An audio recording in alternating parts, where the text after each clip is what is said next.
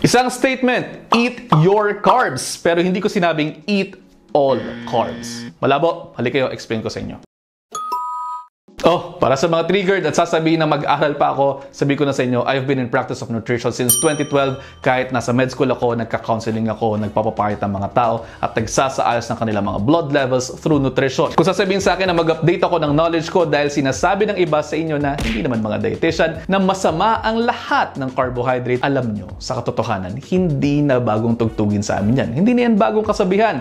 Sa katunayan, ang mga fad diets na yan tulad ng Atkins Diet, South Beach Diet at iba pa, ay matagal na naming napag-aralan sa nutrition school. At sabihin ko na rin sa inyo, sa mga takot sa mga carbohydrates, hindi ko sinasabing kainin ninyo lahat ng carbohydrates sa mundo. Ulitin ko po eat your carbs, hindi ibig sabihin ay eat all carbs. Ibig sabihin, yung allowed lamang per day. So it would depend kung ilang percentage ang maaari sa inyo base sa inyong height, base sa inyong weight, disease status, nutritional status, activity level, blood markers, at iba pa. Isa pa, hindi naman din lahat ng carbohydrate-rich foods ay pare-pareho. Meron tayong mga simple carbs at complex carbohydrates. Ang dapat kinakain natin ay yung mga pagkaing mayroong mabababang glycemic index at mas mag-focus dapat sa mga complex carbohydrates.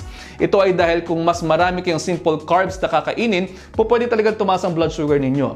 Pero kung complex carbs ang ifo-focus ninyo doon sa limitasyon ninyo, ibig sabihin, doon sa allowed sa inyo, mas makokontrol po natin ang inyong blood sugar. Ano nga ba yung functions ng carbohydrates na mahalaga sa health natin? Naririto po yung mga yan. Unang-una, carbohydrates are the main source of fuel ng ating katawan. Dahil source sila ng glucose, mas readily available po ito para gawing enerhiya dahil sa mga biochemical pathways sa ating mga katawan. Pero again, kinakailangan yan, computed lamang kung gaano karami. Pinauulit-ulit ko itong sabihin dahil napakarami na kasi mga nanonood dito sa atin na medyo hindi makaintindi. Again, kinakailangan yan, computed kung gaano karami ang pwede per day at kung gaano karami ang pwede per meal or per snack per person. Okay? Pangalawa, nakatutulong po ang carbohydrate-rich foods tulad ng mga whole grains at dietary fiber mula sa mga whole foods na nagpapababa yan ng risk ng pagkakaroon ng heart disease at stroke. Ngayon, kung tatanggalin natin sa diet niyo completely yung mga whole foods na mayayaman sa carbohydrates, saan nyo kukunin yung mga protective properties na yan? In the long run, pwede kayong magkasakit kapag panay matataba ang nakakain po ninyo. Marami na akong pasyente yung nagka-problema dyan. Pangatlo, sa katotohanan, kung tama po ang dami lamang ng inyong kakainin carbohydrates, pwedeng makatulungan sa pagkontrol ng inyong timbang.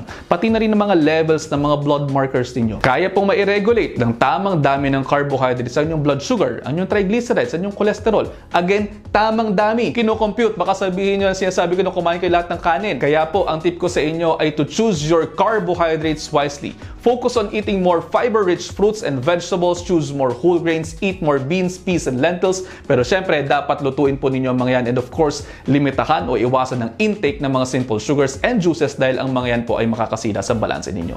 O yan na. Sana malinaw to. Again, inuulit ko, hindi ko sinabing lantakan po ninyo ang lahat ng carbohydrates sa mundo. Mag-focus sa whole foods at dapat po alam ninyo ang limitasyon ninyo. Kaya magpokonsulta kayo sa dietitian kapag tungkol sa pagkain. Same goes kapag skin disease ang problema nyo, pupunta kayo sa dermatologist, hindi sa ophthalmologist. Kapag ang problema ninyo ay hearing loss, sa ENT kayo pupunta, hindi sa ortho. Kaya naman, pagdating sa pagkain, sa nutrition, sa registered nutritionist dietitian lamang ang punta ninyo. Okay? Ingat!